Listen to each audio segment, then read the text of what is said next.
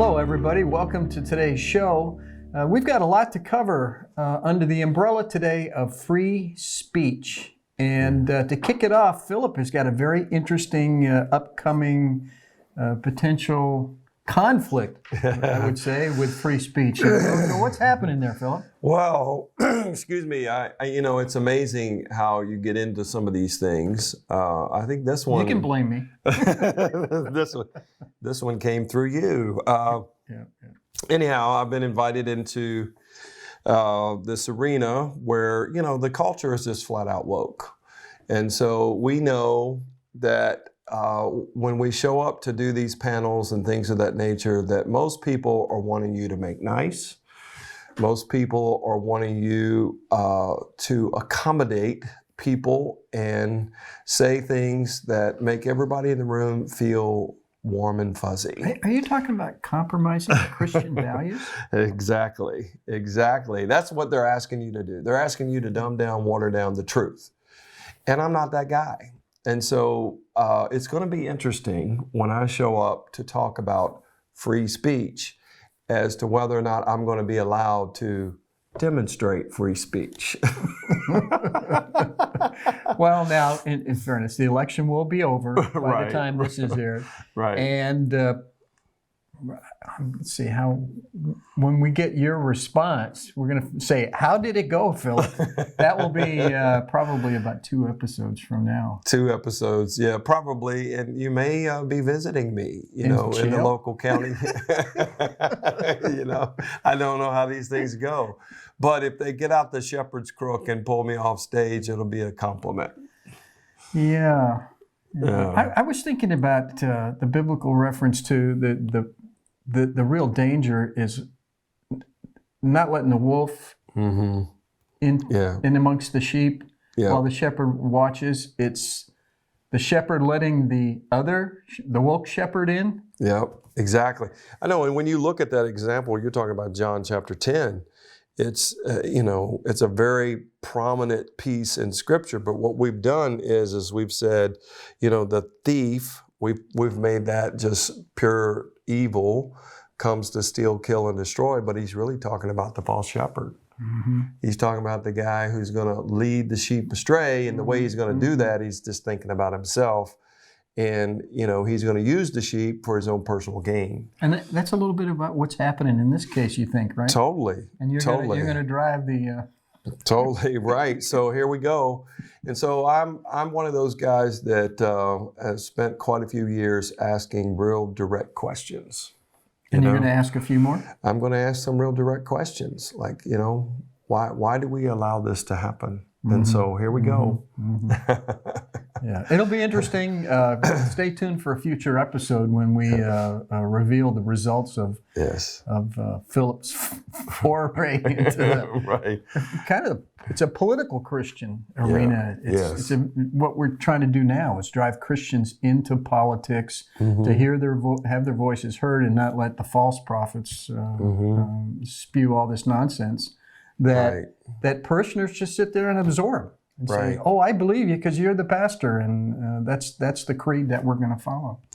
Yeah, I think most people don't realize, especially in this country, and the younger ones, we don't realize that the reason that we have a free country and a place where our free speech is protected is because there were ministers who literally, after they preached on Sunday morning, would take off their black robes, which is what they wore in those days, and they would take their congregation out into the fields and they would fight for liberty. Mm-hmm. And so we got to have some of those folks back in the pulpits again to stand up and fight for our liberty and protect free speech. Mm-hmm. And it's going to take that kind of stand.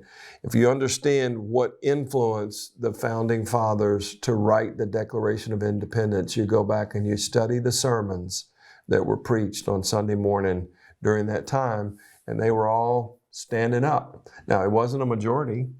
It was a minority, which is where we are today. I can hardly get pastors involved in standing up and speaking out. I don't know if even if we threw out a fried chicken meal or something, that would work for me. Try Golden Corral, right? There you go. Free lunch at Golden Corral. Come and speak up. Yeah, free speech is one of those things where I think that the younger generations that have grown up, and in the absence of decent civics lessons and an unclear understanding of the separation of powers in the federal government and checks and balance has really led to a distortion of what at least younger people think of as free speech. And I would cite an example as the elder statesman in the room here, that you have to consider that there was a landmark Supreme Court decision on free speech that was issued in 1977. You're probably not aware of it, you being the younger guy. Right. But it was the National Socialist, American Socialist Party that wanted to march in Skokie, Illinois. And basically we're talking Nazis. Yeah. And they wanted to march in the village of Skokie in full uniform, swastika wearing, this is us, we're the Communist Party kind of people. And Skokie fought it. They said, no, you can't do that. They created ordinances to try, you can't have a swastika displayed in public. You can't wear your uniforms. You can only do this. You can only do that. And the American Civil Liberties Union, which used to stand for American civil liberties. Right. It doesn't anymore. No. But it used to. It took the case on behalf of this Communist Party group, and they fought it, and it went all the way to the Supreme Court. And it was basically deciding whether or not people who espouse views and who spoke up in free speech, in language and ideas that you opposed had the right to speak, even if you hated what they were saying, which is equivalent to what's going on today. Right. Well, the Supreme Court ruled that this Nazi party was entitled to its free speech rights, and that the village of Skokie could not do that. So that was free speech back then. Right. Fast forward to today, when everybody's being deplatformed, including our former president, Mr. Trump, was deplatformed from several of these organizations because they didn't like what he was saying. There's 2 states right now that are suing the federal government and Meta, which is the Facebook social media platform, because it's alleged that they infringed on the free speech rights of American citizens by colluding to deny the right to post on the platform. Right. And the judges have looked at this so far, and it's been reviewed a couple of times, and it's been allowed to move forward. Right. All in the context of Elon Musk taking over Twitter. And now, he's kind of vowed to say that he's going to allow people to talk and allow people to express their free speech. We'll see. Yeah, here's, I didn't mean to interrupt. That's all right, go.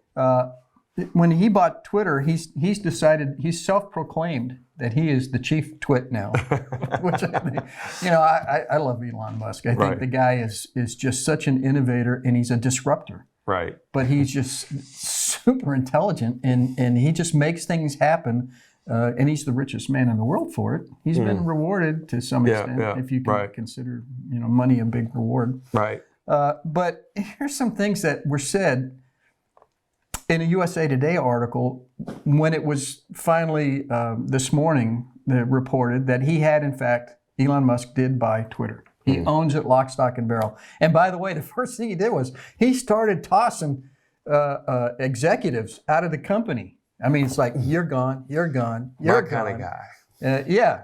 So what the article said was they're opposed to, they're worried. They're concerned that Musk is now in charge of Twitter, and he's taken the company private. And here's one of the quotes. It says, with no regulations governing the integrity of civic information, Musk's ownership of Twitter could shift the political landscape. Let it be, Lord, let it be. Right? And here's another one. Twitter is not a public space. It is run by a small group of people, and in this case, with Musk taking over, he's turning content into culture wars. Let it be. We're going to see battles over who gets to stay, who has to go, and whose information is prioritized. And finally, the article says, ultimately, when we think about Twitter as a place for geopolitics, we're at the mercy of Musk deciding what kind of propaganda is going to flow through that platform and how it's going to be moderated. And my answer to that is, so what's new? The left has been doing this for years. They deplatformed President Trump for his views. I took down my account after that. Did you really? I'm coming back. I am coming back. I've decided I'm coming back. No kidding. Oh yeah, 100%. I mean, if it's true, if we can really say what we believe, I think it's a worthy opportunity, right? Mm-hmm. I mean, yes, sir. Let's jump back in and let's get on the playground and have some fun. Yeah, the only problem is that this is mainstream media, supposedly under adult supervision, writing this article that's basically whining and crying like little babies because what has been going on is in favor of left-wing ideology and safe spaces and you name it has now flipped. Right. It's all free speech. Right. We could actually have some investigations. We could actually have some reports that might be real journalistic information that isn't filtered by, the left who end up imposing it on everybody else. And I think this could actually be a platform worthy of using. Yeah, I hope so too. Here's another one. This is back to Meta or Facebook. Meta is the parent company, and Twitter. They're the two now that are the landscape is changing for those social media giants. But here's another one. Another quote. And Meta considers reinstating Trump to the platform come January.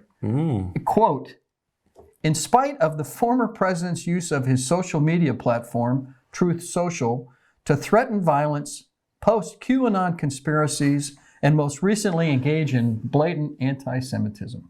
You talk about biased media. Wow. Yeah. So. Wow. Well, right. So this is what they've been doing unfiltered for the last several years and, cramming it down everybody's throat. So much so that when you hear people out in public talk about what's going on, you can tell immediately who they've been listening to. And they're not getting the facts. They're just getting this, radical agenda coming right at you. Yeah, I fast forward to today, and there's so many things going on, and in terms of hindering free speech in the name of free speech, it's mind-boggling. There was just recently a protest when a lecturer at Yale University Law School was going to give a lecture on free speech, and it was protested to the point where the lecturer couldn't give the free speech lecture. Right. So the people that were protesting were offended law school students. Right. And, this is happening to us all the time. And so we've got to get out there and do our part and stand up. All right. Well, let's take a break, and we'll be back with you in just a minute, and we'll continue our conversation.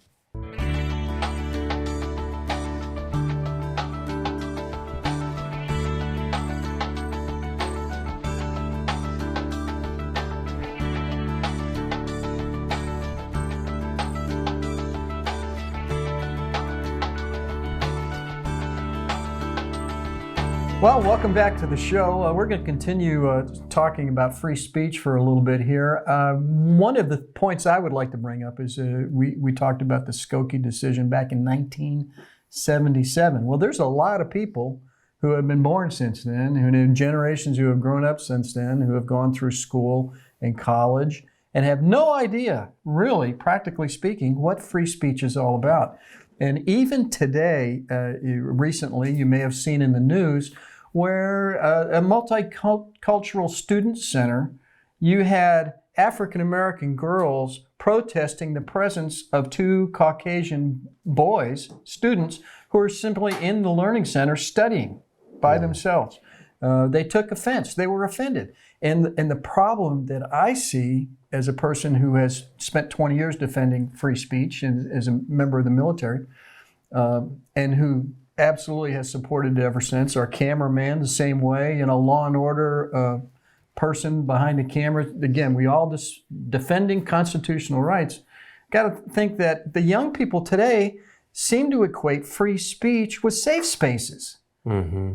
You know, it's not the court square, the freedom of expressing ideas for and against an issue. It's like, I want to say what I say, and my addition to that, the corollary is whether you're right or not. Right. And feel like you're in a safe space where you can spout that, and only the people who agree with you can say that. And that's Right. just not free speech. You need to hear opposing points of view. You need to allow that, and you need to consider that. But anyhow, that's me. And you've had, from your end, as a pastor of a church, a Christian leader in the community, you've had your own problems with free speech issues. Oh, sure. I mean, you know, in our setting, oftentimes we're trying to get our message out to people, you know, since COVID especially, who can't travel or different things. And so we have, that was loud. We have, you know, we have all of these different mediums of communication we use, YouTube, Facebook, you know, and so even email. And so what we've discovered is that we get ghosted, as our cameraman said, or, you know, which basically means that you might have 5,000 followers, but only 10 of them get to see what you're posting. And then you also are saying things that you believe represent the truth, and those social media platforms say, well, this isn't according to our policies. So you're really not free to express what you want to express. They deplatform you. They take down your stuff. We've had, I don't know how many different YouTubes and stuff silenced or pulled off because of one or two things that we said. And typically it's words. It has nothing to do with the, you know, if I said something about the vaccine, immediately it got pulled. If I said something about, you know, the current president, it got pulled, whatever, you know, he has a, you know, an issue with his health. Well, no, he doesn't. They don't believe that. So, you know, it just gets suppressed. And that's one of the ways that we have to fight this. But the reality is that regardless of whether or not you're deplatformed, ghosted, or silenced, you need to continue to speak out. Fight the fight. Yeah. Absolutely. Yeah, and that's, so what I've discovered is that even with email, when you're trying to email, you know, people in your sphere of influence, they can suppress that too. We have evidence that in the last election, that emails that were being sent out in, you know, to conservative groups were being suppressed. I can't tell you, I don't have the following that you do, of course. Right. But I can't tell you how many times, and I've been fighting the good fight at my level. Yeah. And I would write some very well thought out, in my mind, ideas about how I felt for and against certain issues. And I would post them on Facebook.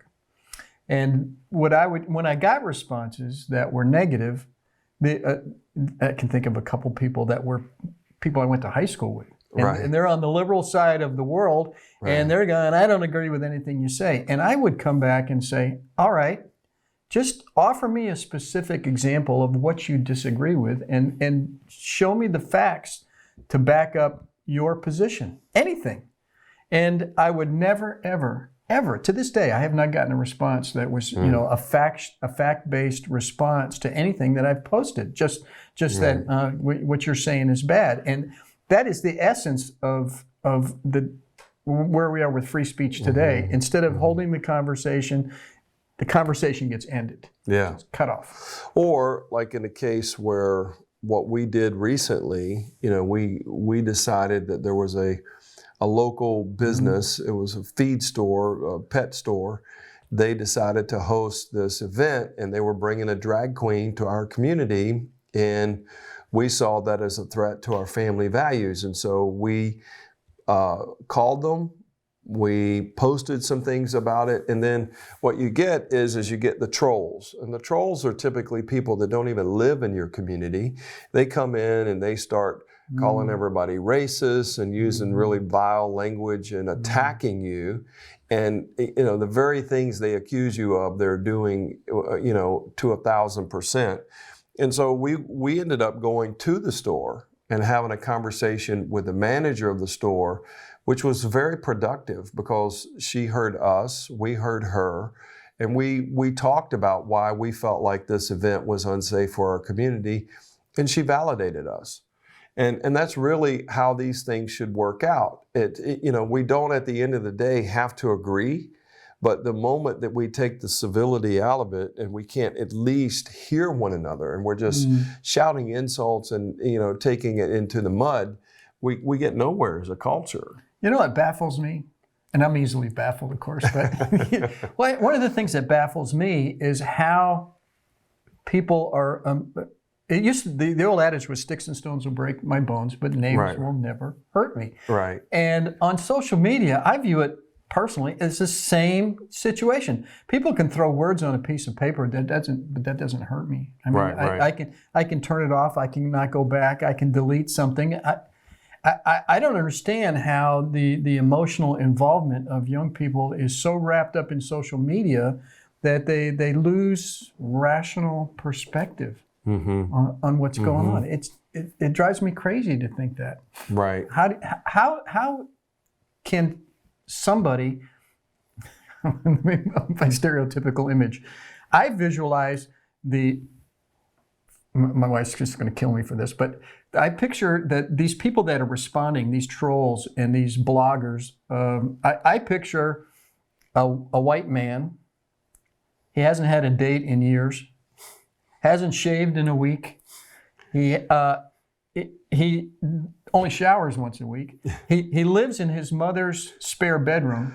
His mother's divorced, so he's just living at home with mom, and oh, mom, leave me alone. And he's sitting in his room, unshaven, unkempt, wearing paisley boxer shorts. I don't know why, paisley boxer shorts.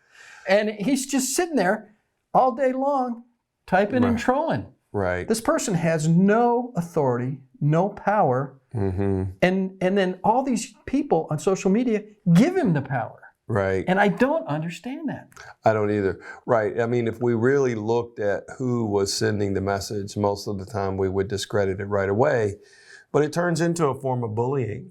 And there's some sort of weird pleasure out of knowing that I can say meaner, harsher things to you and, cause you to give up or whatever. I mean, we literally have cases of teenagers who are committing suicide because they're being bullied so intensely on social media. That's the road I think that it appears that young people are traveling today. Social media is supposed to connect everybody, right? But it's not. It's isolating everybody, and it's funneling people into like-minded groups. And if you're depressed, like the trans activism stuff that's going on, transgender affirming surgeries and all this stuff. It seems to me like you get funneled into that group. And when you're in that group, you have like-minded people reaffirming your depressed point of view or view of life. Yeah. And the influence is just staggering to me. It's like, I'm back to the sticks and stones, buddy. You say something bad, I could say something bad about you. I could say something nice about you. I could ask you to please explain, but I have a point of view. I'm not influenced. So how do we stop young people from being so completely influenced and give up their right to kind of like discern and have clear thinking? How do we give that to them? Well, I really think that the big issue is what's happening at home. We're losing the battle at home, and excuse me, I think that parents have got to do their job. We've got to get back involved in what our kids are doing. I've got an 18-year-old that lives at home, and we talk every day about the things that are going on in his life, the things that are going on in the world. I give him space to share his opinion. I share my opinion. We don't always agree on everything, but what I've realized is I'm teaching him how to talk through things. And parents have got to take the time to do this with their kids. And when our kids go off to college, we need to have them prepared for what they're going to experience. Because oftentimes what's happening is that they're going away and it's Professor so-and-so who gets into their head challenges everything that they were taught as a child, and they come back, with this socialistic worldview, and we gotta challenge that. We gotta recognize that we're paying these institutions a lot of money to brainwash our kids. And, Charlie Kirk says the college experiment is not working. And we really have got to change all of this, because that's where a lot of this influence is coming from. And then we do the peer pressure thing. Kids are listening to kids, and it's got to be challenged. But I think it starts at home. And then I think we got to look at these institutions that we're allowing kids to be subject to.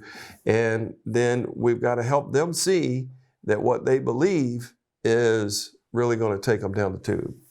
If you don't learn from history, you're doomed to repeat it. And I would say that for me, back to the old elder statesman again, if I go back to the 60s, and it was sex, drugs, rock and roll, and feminism, burn the bra.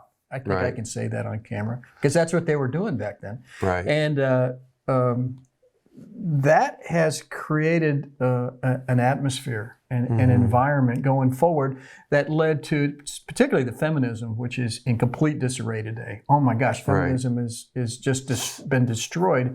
There's no feminine voices to stand up. But the family unit started getting destroyed at that point, back in the 60s. It was, women can work. They can have it all. Men and women both. They're going to go out and work full time.